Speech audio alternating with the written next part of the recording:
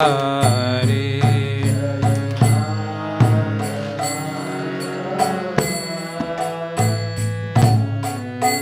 Jaya Gopi Janavalava Girivaradari.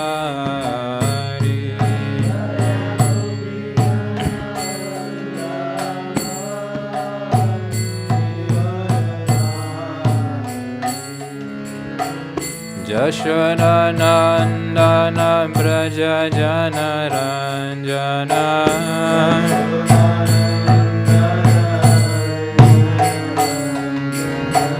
Yashoda Nandana Braja Janaranjana Jana.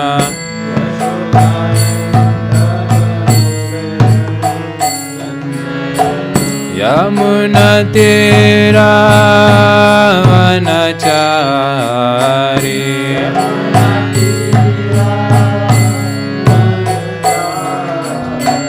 Yamuna Tira Vanachari.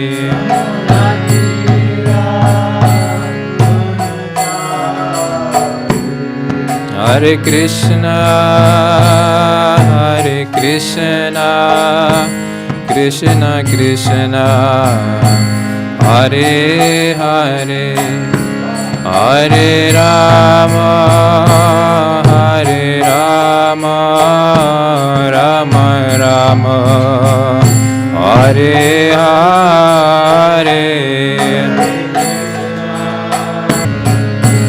Hare Rama, Hare Rama, Rama Rama, Hare Hare. Hare Krishna, Hare Krishna, Krishna Krishna, Hare Hare, Hare Rama, Hare Rama, Rama Rama, Hare Hare.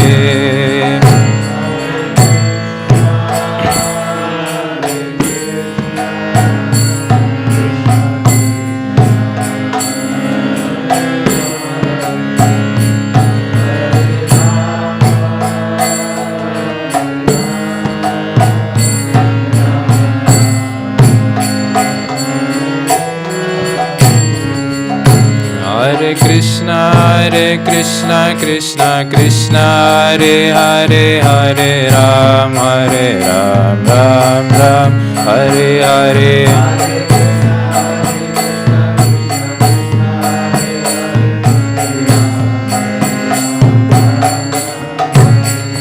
Hare Krishna, Krishna Krishna, Hare Hare, Hare Ram, Ram Ram, Hare Hare.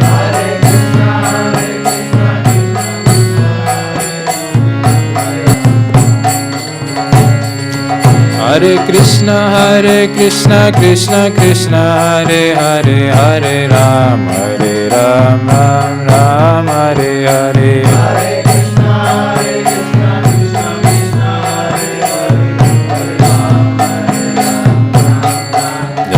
Jaya Prabhupada, Prabhupada, Prabhupada, Jaya Jaya Prabhupada.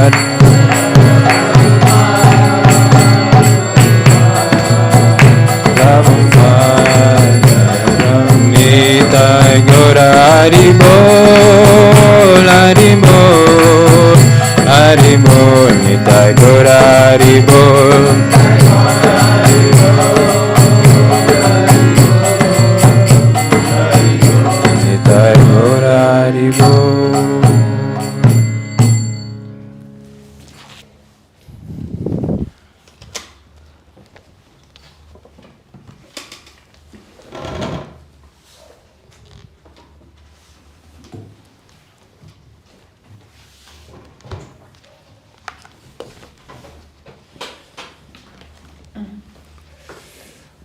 Okay.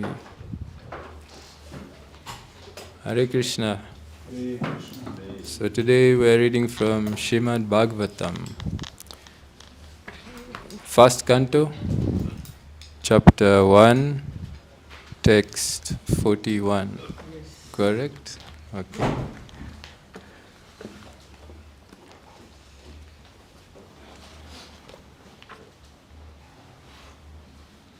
First chapter?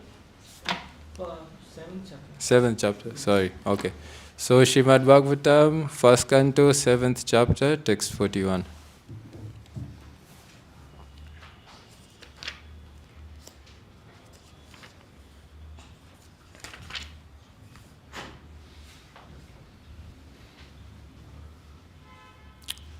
All right.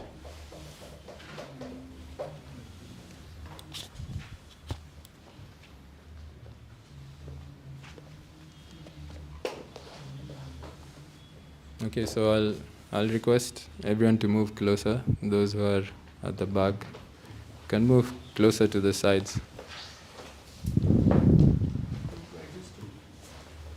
It's okay.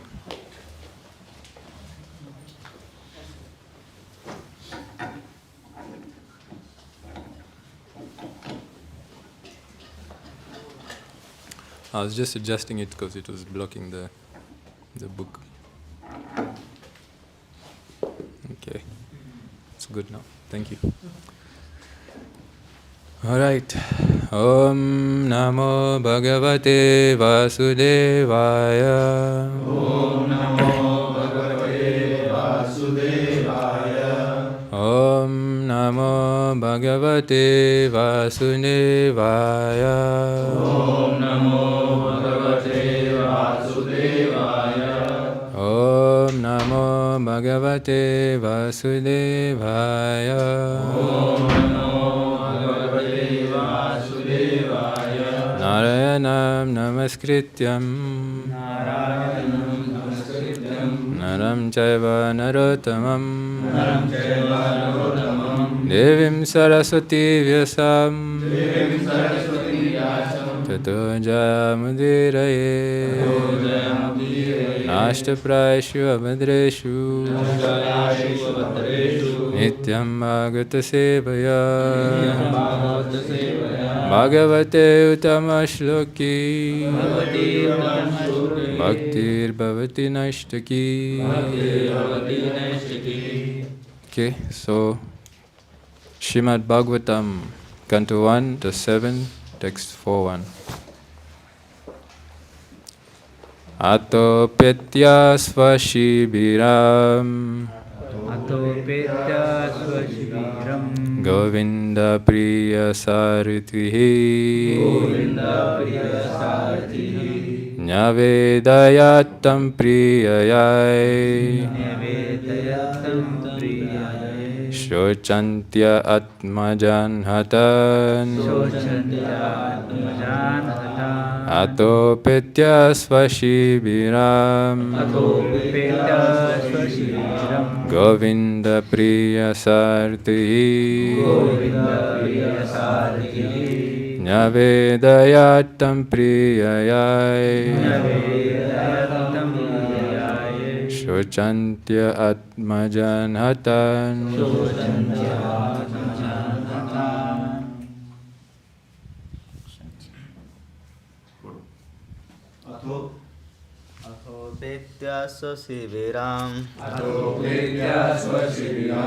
Govind प्रिय सारथिः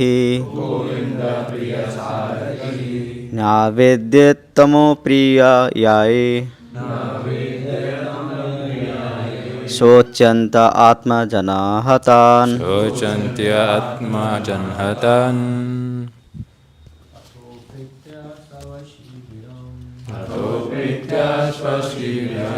गोविंदा प्रिय सारथिः Govinda priya saritihi नयावेद्यात्तं प्रियाय Navedayatam priyayai शोचत्या आत्मजान्हतान् Shochantya atmajanhatan.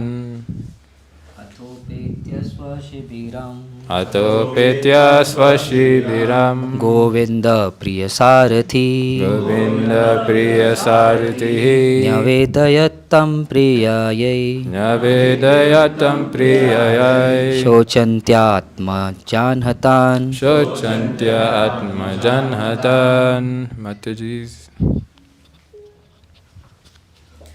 अथोपेत्य स्वशिबिरम् Atopetya Swashibiram Govind प्रियसारथी न वेदयतं प्रियायै शोचन्त्यात्मना जानहतान्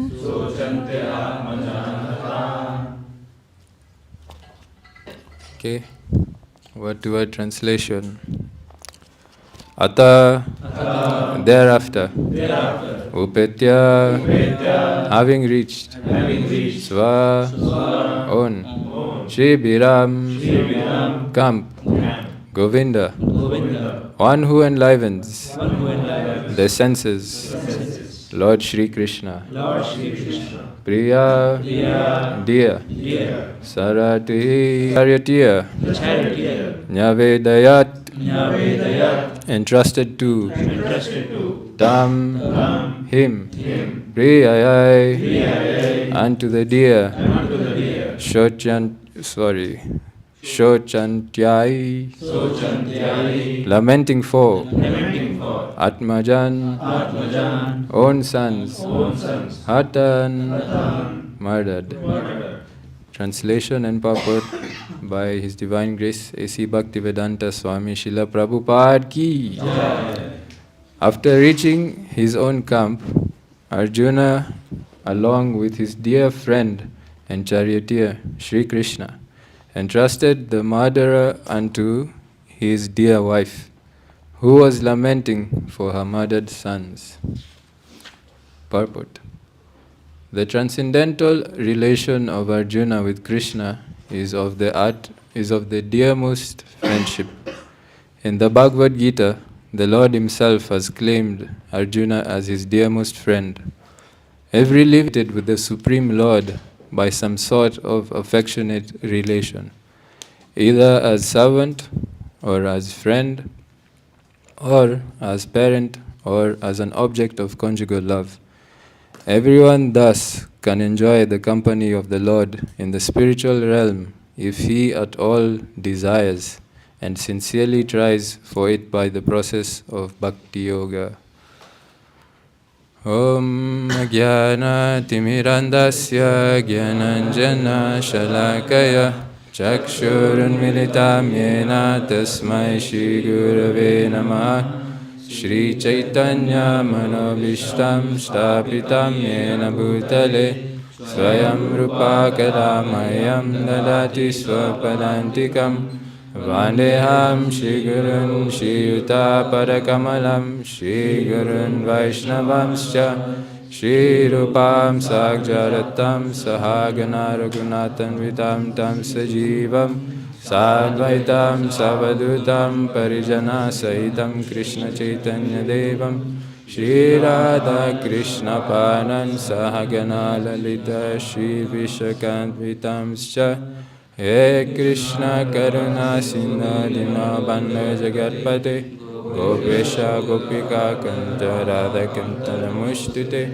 Tapta Kanchana Garangi Radhe Vrindavaneshwari Vrishabhanushite Devi Pranamami Hari Priye Vanchakalpatarivascha Kripa Sindhubhyevacha Patitanam Pavanebhyo Vaishnavebhyo Namo Namaha Shri Krishna Chaitanya Prabhu Nityananda Shri Advaita Gadadhara Shivasari Gaura Bhaktavinda Hare Krishna Krishna Krishna Hare Hare Hare Rama Rama Rama Hare Hare.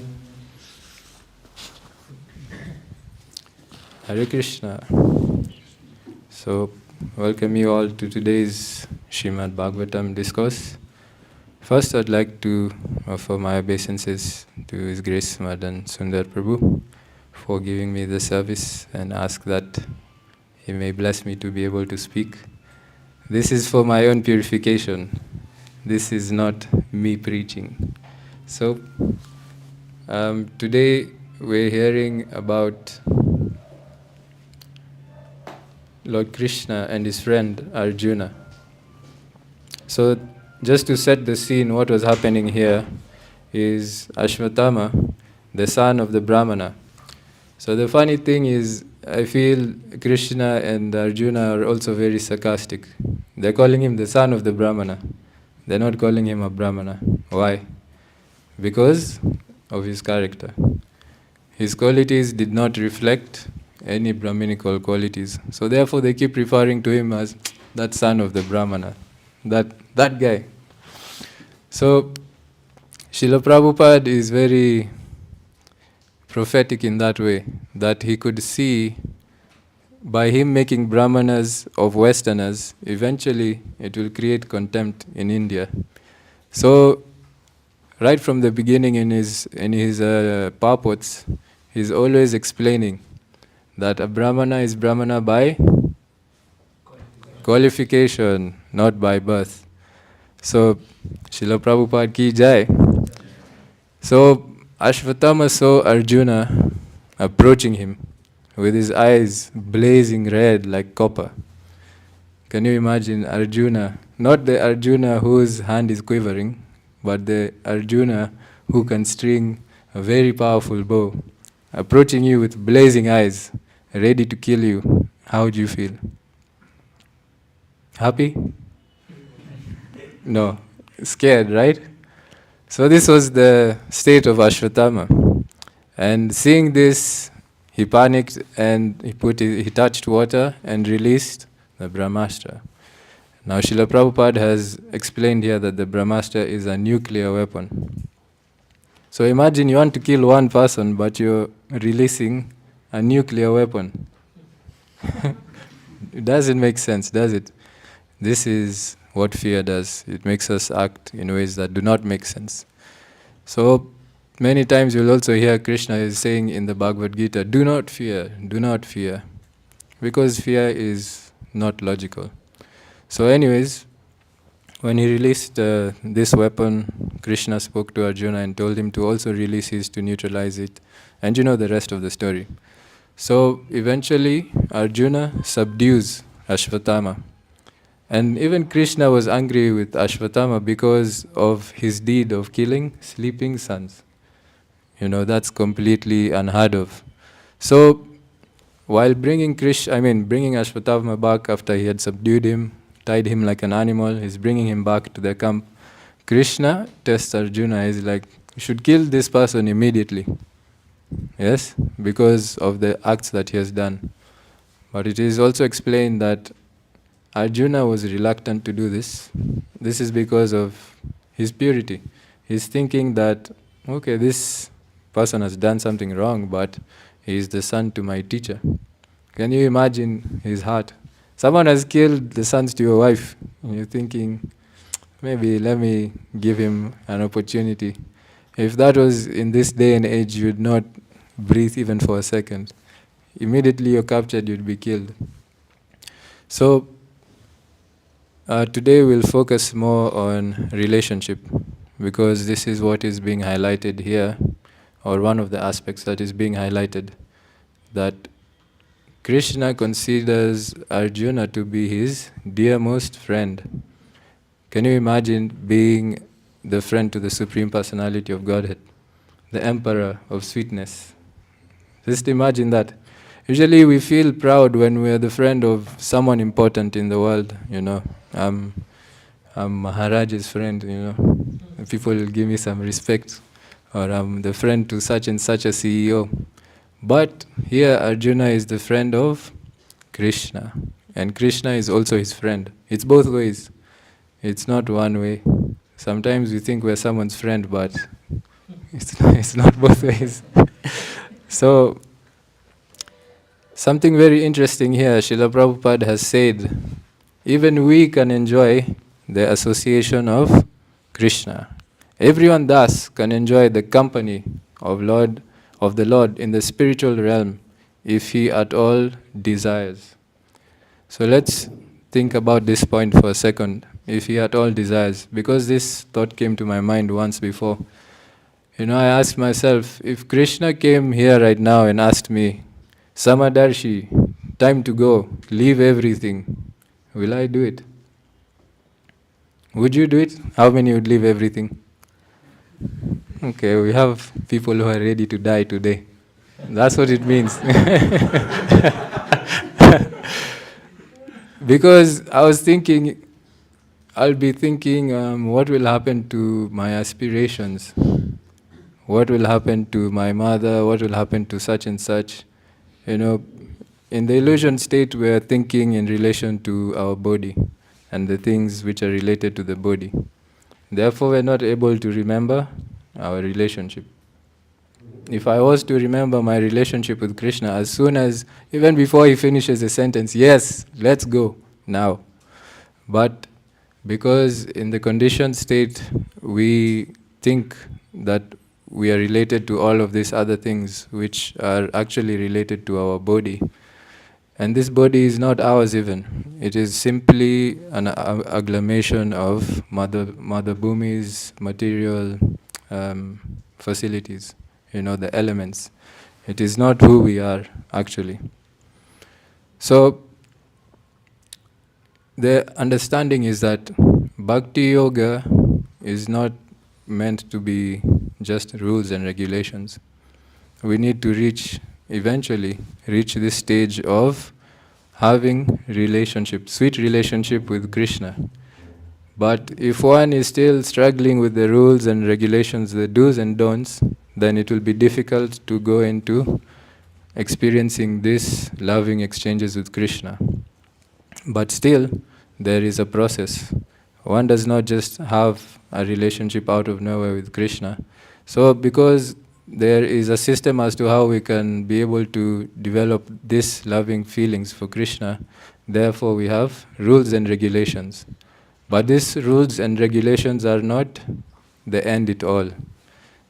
If one is stuck on the rules and regulations, this is called niyamagraha, which means accepting rules and regulations for the sake and not for spiritual advancement.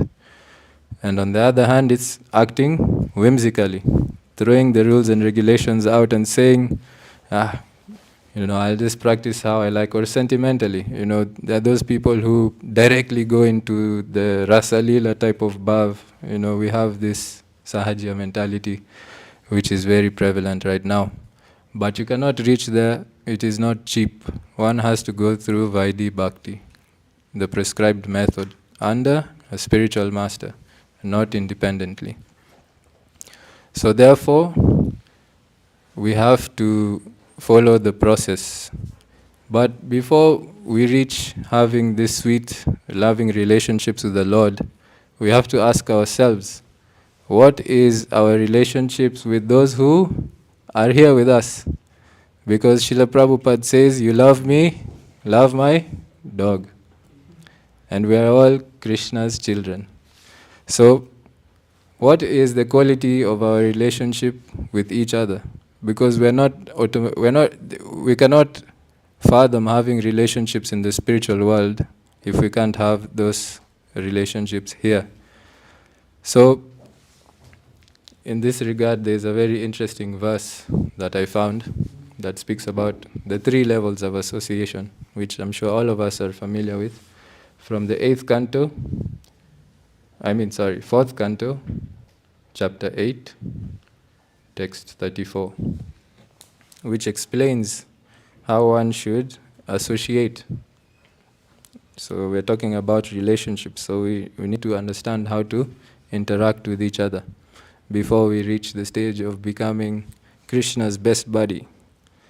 So, the verse reads, the translation, every man should act like this. When he meets a person more qualified than himself, he should be very pleased.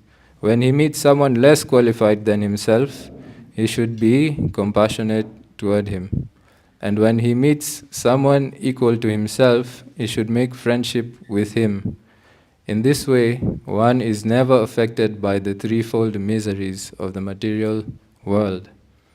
So we can understand that the miseries of this material world are mainly caused by the quality of our relationships. We derive happiness from our relationships. Yes, even Krishna is deriving happiness, is deriving mellows, is deriving rasa from relationships. So we are practicing bhakti so that we can have this quality relationship with Krishna and his devotees. We should have that very clear in our mind that bhakti is not just about me and Krishna, but it is about the relationships with his devotees and the quality of relationship with him also. So now in the purport, Srila Prabhupada shows us what actually we do. He's told us the standard, but now he's telling us what we usually do, or what I usually do. Generally, we find when someone more qualified than ourselves, we become envious of him. When we find someone less qualified, we deride him. And when we find someone equal, we become very proud of our activities. So, very proud of our activities means we start, me, I fast, nirjal on Ekadashis. This Prabhu, 3 meals every day, even on Ekadashi. Yeah? And he sleeps during the day on Ekadashi. But me, no sleep.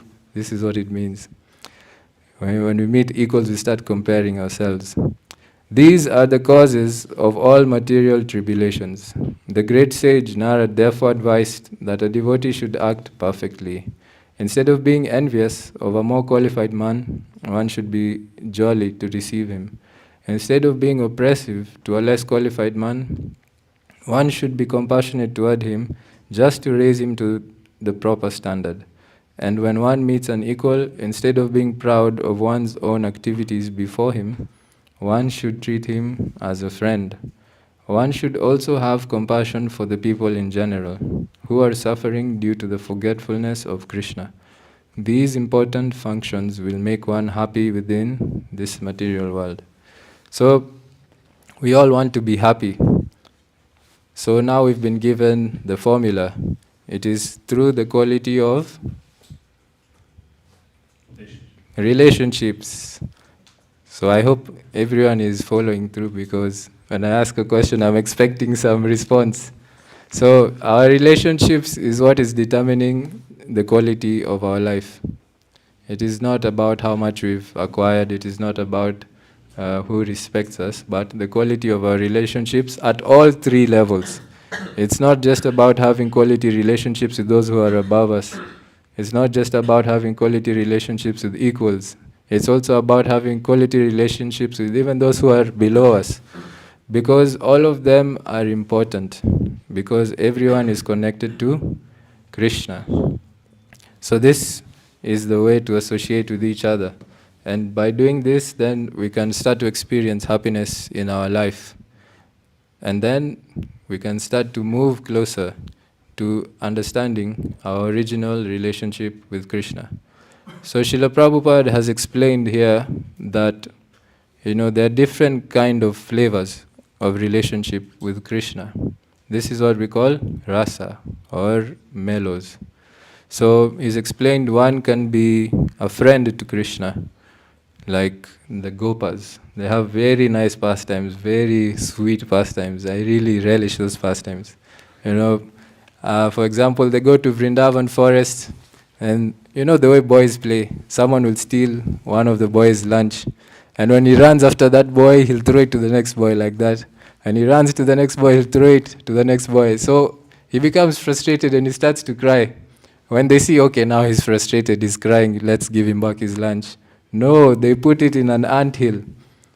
You know what an anthill is, yeah? So to get that lunchbox, he'll have to put his hand in the anthill and get bitten by so many ants. This is the enjoyment of boys. I remember we used to play like this also when I was young. But imagine doing this with Krishna. It's very sweet. Then we have relationships as a parent. We have our dear Mother Yashoda. She's chasing after Krishna with a stick. Actually, this used to make me think, okay, so it's okay to beat children, yes or no? Mother Yashoda is chasing after Krishna with a stick. but she didn't beat him. She was just scaring him. So I guess maybe the point is to scare, not to beat. Then we also have relationship as a servant. So the idea is that each and every one of us who is seated here, each and everyone who is on web, online, has a specific flavor of relationship, of expressing affection to Krishna. And therefore, we have something to look forward to. Krishna consciousness is very sweet when we have something to look forward to. Otherwise, it becomes very dry, very mechanical. How many people here want to know what is my relationship with Krishna? So you should think about it daily, and you should practice Vaidhi Bhakti very nicely, knowing that I have something to look forward to. If I practice nicely, I'll be able to get this. Otherwise, then it will just become mechanical, ritualistic. You'll just be chanting very dryly. So in this connection, I would like to also speak on the holy name, because we're talking about relationship. So if now this is a question, okay? Everyone, I've made it clear, it's a question, so which means you have to respond.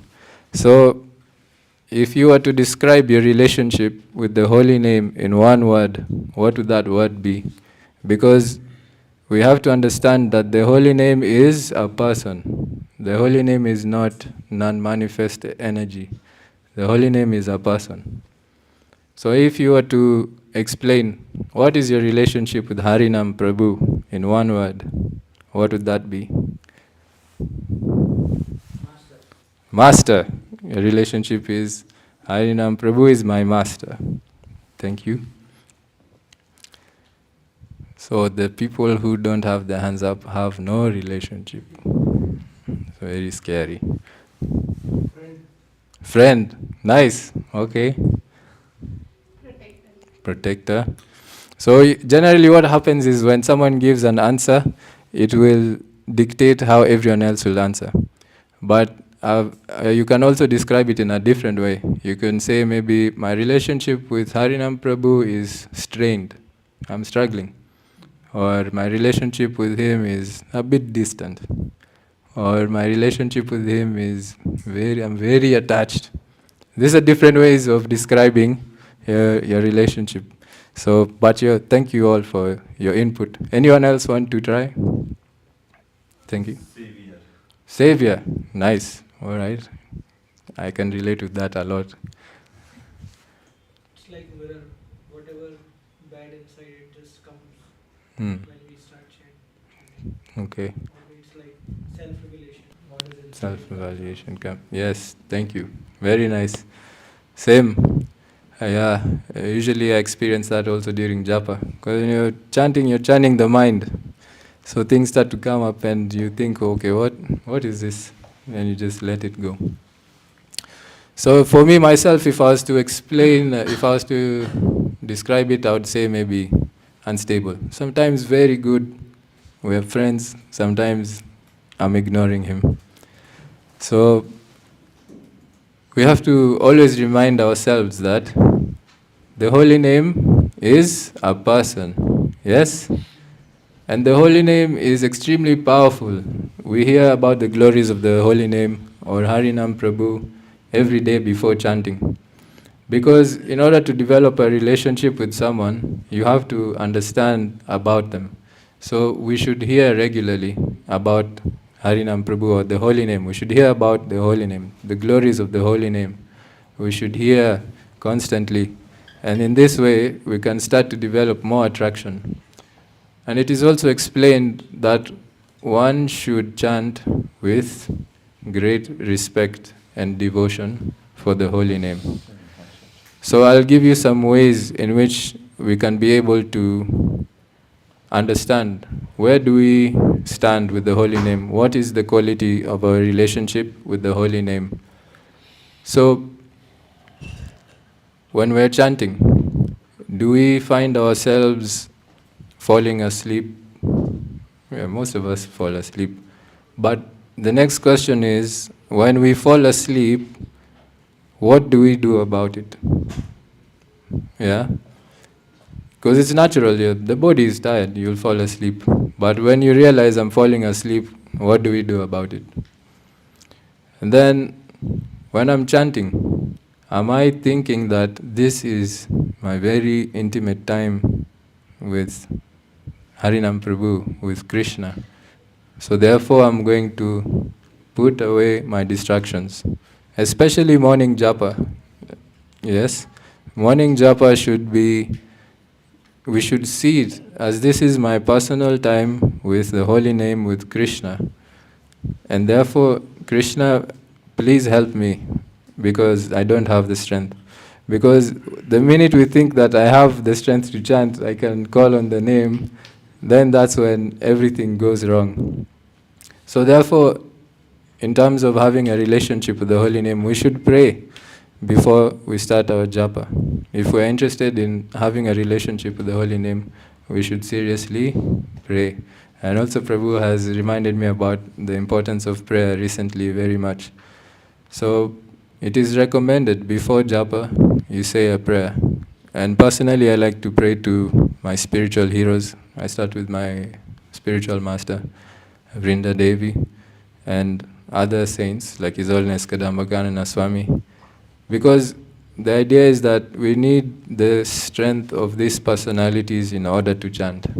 We need the strength of Haridas Thakur in order to chant. Yes, he is also someone I pray to.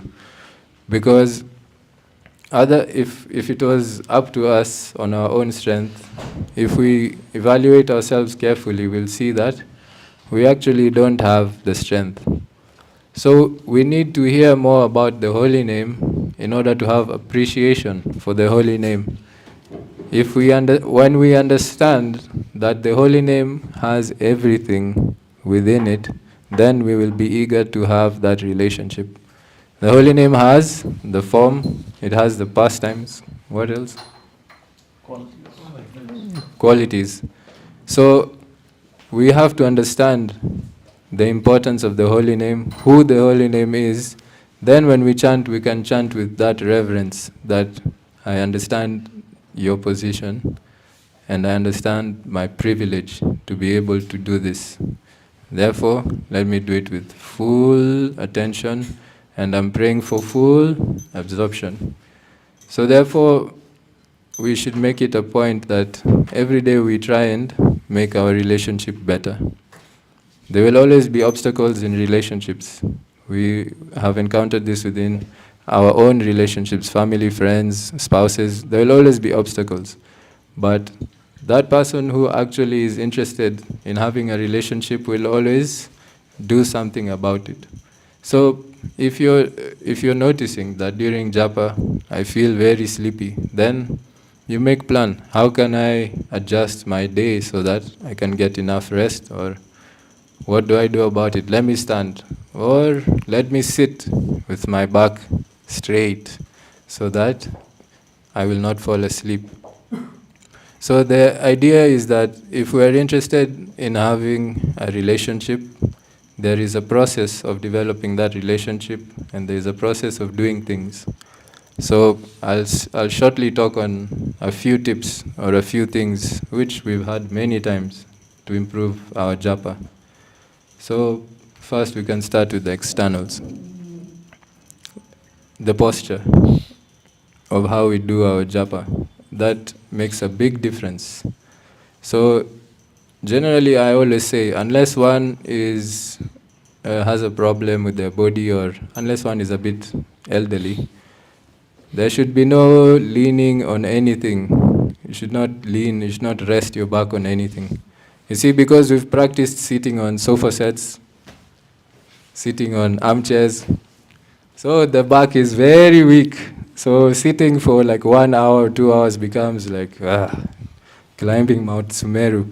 But the idea is, during japa we should be very alert, very focused.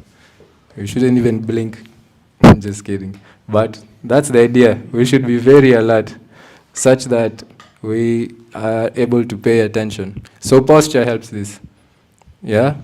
A driver who is driving is usually seated upright.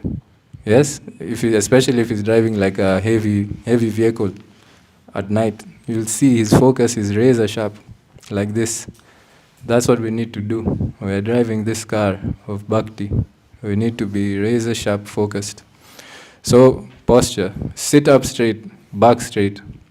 When we sit straight, all the organs are in line, good energy flowing. I'll not go into all that yoga stuff. Second thing is our vision. In yoga, they used to call it drishti. When you're doing those poses where you balance on one leg or you balance on your head, you have to focus your eyes on one point. I want you guys to do an experiment. After this, try balancing on one leg and look around. You'll see you'll fall down. But if you focus your vision on one point and do that same pose, you'll be able to keep your balance. So the idea is that we want to focus during japa, and therefore we have Tulsi Devi. One should gaze at Tulsi Devi. As much as possible, we should not close our eyes. And this is a recommendation of Srila Prabhupada. If you need to, look at the tip of your nose. For me, I find it tiring, but if you can do it, that will be good. So the idea is we don't want to sleep. If you close your eyes for a long time, you'll sleep. If you're feeling sleepy, you're going to sleep, especially if you're in a comfortable position. Yeah? We've all experienced this, yes or no? Yes. So today we're going to do something about it. So we've discussed the posture, your vision. Now we move into pronunciation. Hare Krishna, Krishna Krishna, Hare Hare, Krishna Krishna, Hare Hare, Hare Ram, Hare Ram, Krishna. When we're speaking, we pronounce everything. We say Krishna, yes? Why during japa do we say Krishna? Krishna. We are shortening his name, we are literally chopping it up. So we should not be in a rush to finish our japa. We should wake up early and do our japa peacefully. Yes? Because we understand, if I do this properly, I'm going to get this. And if I do this properly, it will please Harinam Prabhu. Krishna will be happy. Because we understand we're calling someone's name. Do you like it when someone mispronounces your name? Yes? No? Yeah, no. Like for me, many people in India, they call me Samdas. I know it's like an accent thing, but the name is Samadarshi. It's a big difference. So if we respect Krishna, if we respect the holy name, then we're going to pronounce properly. This shows respect. Then we're seated properly, we're focused our vision, and we're pronouncing properly. So now we need to go internal. And like Prabhu mentioned, when we're chanting, many things are going to come in the mind. Now the tendency is when we get a thought which is lower, which is bad. Sorry, what time should I end? What time it is? 8:30. 8:45. Okay. Yeah, sorry, I didn't want to overspeak. So, many times when we're chanting, the dust is going to rise. We're sweeping the room, the dust is rising. So we're going to see many things which are not nice, which we do not like. And the immediate response is to panic. That, oh, no, don't think about this, because we are associating ourselves with those thoughts. But we should all understand that these thoughts are not a reflection of who we are. They're simply fragments of impressions on the mind. The soul is naturally pure. So all of this garbages, this nonsense that we've accumulated from previous lifetimes, when they pop up in our mind, we should not freak out, we should not go into a frenzy and try and resist by compressing the mind. It does not work. Just observe it and let it go. Keep your focus on the mantra. It's not a reflection of who you are. It is just an impression on the mind.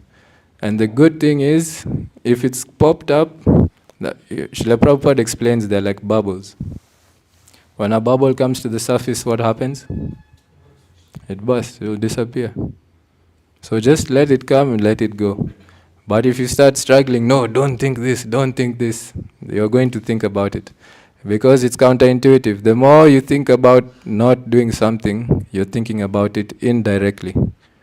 Yes?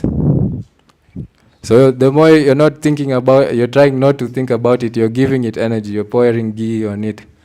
You're just making the fire bigger. So the idea is, when these thoughts come, let them pass. So Srila Prabhupada also explains that the best chanting is prayerful chanting. But for myself, sometimes I feel that I do not have enough feeling to chant. Therefore, Srila Prabhupada says, just chant with the tongue and hear with the ears. So you don't have to, really force yourself to create very nice prayers. Just chant with the tongue and hear with the ears. And Srila Prabhupada says that the tongue should vibrate. And the tongue only vibrates when you pronounce every syllable. That's what it means. So, back again to pronunciation. You pronounce clearly, your tongue is going to vibrate.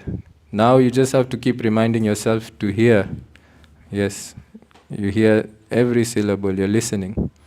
Then, naturally, the more attentive it becomes, you'll be able to pray. So now you can start to offer your prayers to Krishna, offer your prayers to your spiritual master, and that please help me to chant. Please help me to realize that I am a servant of the holy name. Please help me. Whatever you have, you can pray at that time, because now at least your mind is quiet because you're focusing on the mantra. So it is advised by acharyas, we should pray before japa, during japa, and after japa. Very nice sandwich, very delicious. So prayer is what brings our consciousness into whatever we're doing. Whenever we want to do any devotional activity, it should be accompanied with prayer. If you're doing kirtan, you should pray internally. If you're doing arti, you should pray internally. Whatever it is, pray.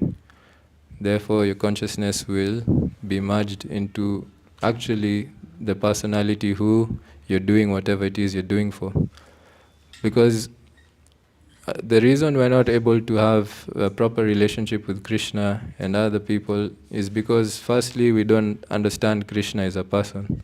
We're still treating him as though he's unmanifested energy without feelings. So prayer helps us to connect with Krishna as a person. We are always having conversation with him. We're always expressing ourselves to him, and he will respond. And the more he responds, then you become more enlivened because you feel that connection is real in your life. It is no longer just philosophy. So now we've finished on the externals and we've chanted our rounds, and now we come to the end. We say a prayer. We ask for forgiveness for our offenses, and we beg Krishna, please give me more taste. Give me more taste. I want to become greedy for your holy name, because this holy name is what will help me to become a true servant of yours and have a pure relationship with you. So, we end the class there. Hare Krishna, Krishna Krishna, Hare Hare, Hare Rama, Rama Rama, Hare Hare. So, if there's any mistake, please forgive. Questions, comments, corrections are very welcome now. Wonderful class. I like the point. In fact, I have never done it myself. My focus had always been on praying in the beginning and during the chanting. While you were making the point in the end, you said, when you conclude your chanting, we should offer a prayer. Then it just suddenly struck me. Yeah, that's what we do with deity worship. Chanting the holy names of the Lord is like worshipping the Lord. Yes. It's not different than deity worship. When we finish the deity worship, then again we offer prayers for forgiveness. And we ask for blessings and strength so that we can serve nicely. And this all becomes very clear when those who do deity worship, they understand. You have to be in a prayerful mood. Yeah. Before you enter the altar, you offer prayers to your spiritual master, you ask for blessings, and then you enter. There's a whole prayer of purification for the chitta, like that. And then inside the altar also you're in a prayerful consciousness, and when you come back, then you ask for forgiveness. So I was just, when you made the point of striking, okay, yeah, I don't know, why didn't I do that for the chanting? It always had been the beginning point. But attention have never been on the end point. Maybe end point was so exciting, thank God that okay, done for the day. So that didn't strike, so thank you for reminding. I really appreciated that point. That, I was missing this point at the end also, because chanting the holy names of the Lord is deity worship. So we should ask for forgiveness for our inattentiveness. And as you said, and we should ask for, may please give me the taste. And I would say this is now good chanting, a conscious chanting. You are conscious in the beginning, you're conscious in the middle, and you're conscious at the end. You're ending on the good note. You're not just saying, okay, done. Done. So thank you for that. Thank you so much, Prabhu. Thank you. Thanks very much, Prabhuji, for the wonderful class and enlightening us today. So one question on chanting. So because of our past conditioning, we are not always focused. So if we are not focused in chanting because of any reason, is our graph goes down? I mean, are we making tangible progress, or we are, whatever progress we are making, we are going in negative axis? So if I've understood you, you're asking that sometimes our chanting is very inattentive. So you're asking, is this an indication that we are receding instead of going forward? Okay. So this requires some what we call introspection. And introspection should be done on a daily basis. This is what our acharyas have also done. They keep a diary. In this diary, you write how you practiced, how your day was. You express your mind. So my spiritual master also does this, in that he writes a letter to his spiritual master and Krishna. So when you're expressing yourself in this way, you're also reflecting on your behavior. So if this is done every day, you will clearly be able to see if you're progressing. And it is mentioned in the Shastras that the proof that one is practicing properly is that just as you eat, with each bite, you become nourished. Yes? So similarly, if you're practicing properly, then your material desires will be reducing. If the opposite is happening, then you understand that there is need for you to check on the quality of your practice. Does that answer? Yes, Prabhuji, thank you very much. Thank you. Hare Krishna. We have online hands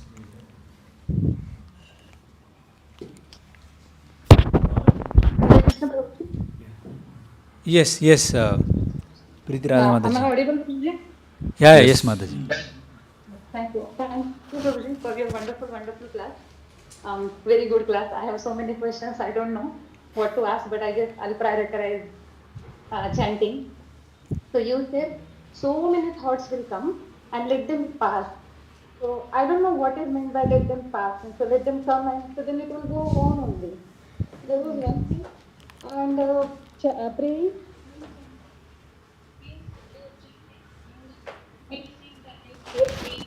So that let my testing pray, let me focus, let me hear like that. So wouldn't that Mataji, can you go a little slow, because the voice is I had the fluctuating. question, it's okay. Okay. So the first question was, how do you let the thoughts pass? So the idea is that wherever your energy flows, that thing grows. Wherever your energy goes, wherever your energy flows, that thing grows. So if, let's say, for example, you're chanting, and then pizza comes into your mind, non-pressured pizza, it's Domino's pizza, it's come into your mind, very cheesy, very hot. And you start thinking, don't think about pizza, don't think about pizza, don't think about pizza. Then you're thinking about not thinking about pizza. But if that Domino's pizza comes into your mind and you're like, okay, it looks tasty, but let me just continue hearing Hare Krishna, Krishna Krishna, Hare Hare, Hare Rama, Rama Rama, Hare Hare. The pizza will go away. That's what it means to let the thought go away. So it means do not give it any more energy, do not give it any attention, ignore it. Just let it go. Is that clear? Yes. Okay. So the second question was about prayer. If you're praying, wouldn't that affect you from hearing? No. So that's why I began by saying, for me sometimes I feel that the feeling for prayer is not there. At that point, my attention is all over the place. So it means that in order to pray, you have to be in a certain state. Your japa has to be at a certain point. So in the beginning, focus more on hearing the holy names and chanting clearly. And what will happen naturally is the more you're chanting clearly and you're hearing, then you'll be able to pray, because now you'll have space to express yourself. But if you're not able to chant attentively, meaning hearing what you're chanting and pronouncing clearly, then you will not be able to pray. What will happen is you'll start praying and you'll start going into all your problems. You'll start thinking about all your problems and not actually praying to Krishna. So start by attentive chanting. So that's why Srila Prabhupada said, just chant with your tongue and hear with your ear. So we should be very, very determined during japa that I'm going to hear today. I want to hear more, not just chant. We are not just, parrots. I want to hear today what I'm chanting. So if most of us, if we practice this hearing, then we'll be able to pick up how many times we disrespect the holy name by chopping the name up or missing some names. Then we'll be able to realize, oh, okay, sorry Krishna, over here I did not pronounce properly, or here I missed out a couple of names. So the ladder is attentive chanting, then prayerful chanting. Clear? Yes, Prabhu. Thank you so much. Thank you, Hare Krishna. Hare Krishna, Prabhu. I have a query. Can I ask? Yes, please. Hare Krishna. So thank you so much, Samadarshi Prabhu. Very, very wonderful session. You inspired my daughter also. She's been asking me who's giving the class. So thank you very much. Prabhuji, my question is, you said we need to build a relationship, right? Most of the time the problem is because we don't understand that Krishna is the Supreme Personality of Godhead, right? And we are rendering a service to Him by chanting Hare Krishna. Yes. So theoretically we do understand when we read, but how do we actually understand? Because we generally, at least I don't have a very good relationship with the devotees also, because I'm struggling there, because I think I've not really understood that Krishna is the personality or Supreme Personality of Godhead. So somewhere that realization is not dawned. That's why the relationship with the Lord is not there, and that's percolating maybe in terms of relationship with the devotees also. So if you can share some tips, how do we internalize and understand and realize that the Lord is the Supreme Personality of Godhead, we want to serve the Lord, and we want to also serve the devotees in their connection with the Supreme Personality of Godhead. Thank you so much. Hare Krishna. And we've also had the wonderful association. We see you chanting japa in the morning the last couple of days. I see that you stand for some time, you sit for some time. So I think you're genuinely implementing whatever you've been preaching. And so I think by hearing from you, I think we'll be able to improve our japa very nicely, Prabhu. So thank you very much. Hare Krishna. Hare Krishna. Okay. Very fast. So, thank you for your question. It's a very good question. And there's a time I was reading Srimad Bhagavad Gita, and I came across a verse in the second chapter which explains that one can conquer sleep by becoming Krishna's friend. It's very interesting. I did not understand it. So I asked my spiritual master, how can I become Krishna's friend? Because I don't want to fall asleep during japa. So he told me by practicing devotional service. So I was like, so I thought he was going to give me an elaborate answer with tips, like you're saying. But I've come to understand it's not tips that we need. We need to practice. So, if you want to understand that Krishna is a person, then you have to practice devotional service, bhakti yoga. And bhakti yoga is described as doing that service for the pleasure of Krishna. Unless we are doing it with the intention of pleasing Krishna, it's not bhakti yet. That's why we usually say we are practicing. So, we have to do everything with it in mind that this person that I'm serving, are they pleased? Do they like it when it's done like this? Yes? No? How should I do it? This is bhakti. We have to see that Krishna is pleased by what we are doing. So, whenever we are doing our arti, whenever we are preparing prasad, it means that we have to have in mind Krishna, we have to have him in mind, his feelings, we have to consider him. Whenever we're chanting, we have to have Krishna in mind. Does he like the way I'm doing? And if this is too far away, then you bring it home. We have the representative of Krishna. If we're always thinking of our spiritual master, this will help us eventually to understand how Krishna is a person. Because during our practice, if we're thinking that my spiritual master is seeing me, then you will practice differently. Because we always act differently around our spiritual master, yes? Because he's there, he's a person, we can see him, and we understand what he expects of us. So we have to understand similarly how Krishna expects us to practice, or what he likes to accept. And he said it in the Bhagavad Gita, he just expects or he appreciates when we do it with love. So that love can only come when we are doing it conscious of him. So Mataji, whenever you're doing your japa, whenever you're doing anything, you should think, the way I'm doing this service, is it pleasing to my spiritual master? Or you should think, I'm doing this to please my spiritual master. Let me do it very nicely. Let me find out how it should be done from the Shastras and from the sadhus. Let me do it properly for his pleasure, and then in this way Krishna will be pleased. If your spiritual master is pleased, Krishna is pleased. So this is the ladder. I hope that makes sense. Thank you so much, Prabhuji. Are you the disciple of His Holiness Kadambakanand Swami Maharaj? I'm his great fan. I'm not his disciple, but I'm inspired by him very much. My disciple is His Holiness Bhakti Damodar Swami. Oh, Hari Bol, Hari Bol. Wonderful, wonderful. Thank you so much, Prabhu. Hare Krishna. Thank you for your wonderful question. Okay, Srila Prabhupada. Oh, sorry. There's one more hand, Prabhu. Okay. Tarun Prabhu, yes, kindly go ahead. Yes, Hare Krishna Prabhu, thanks a lot for the wonderful class.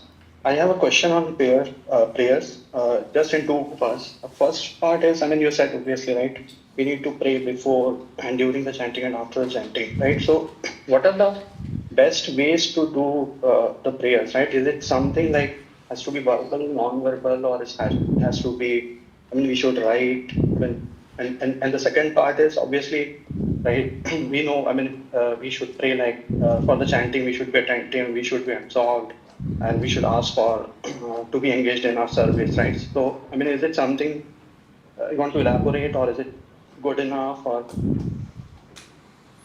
Okay, thank you, Prabhu. So, we have several prayers from our acharyas which we can borrow inspiration from. And I think I have a PDF on a collection of prayers in regards to japa, which I can share. I don't know, is there a WhatsApp forum or something? Okay, so I'll share that and you can have a look. And I believe they'll help, because the Acharya's prayers are pure, so they help us to understand the mood of how we should pray. So you can use that, but also we need to understand that prayer is not also reading from a textbook. So there has to be some feeling there, some sincerity and some seriousness. So prayer means to express your heart to Krishna and to beg for help, or just to simply express yourself, because praying doesn't always mean that you're crying. Sometimes you're thanking Krishna, sometimes you're glorifying Him. So it has to be from the core of your heart, and that's what prayer means. So to express yourself to Krishna from the core of your heart, minus all duplicity, and just presenting yourself before Krishna. So you can make use of the prayers of our acharyas, and also you can express your innermost feelings and your challenges to Krishna and beg Him for help, and beg your spiritual master for help, and be delivered. Hare Krishna.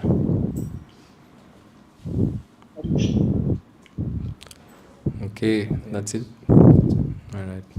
Alright, Srila Prabhupada ki.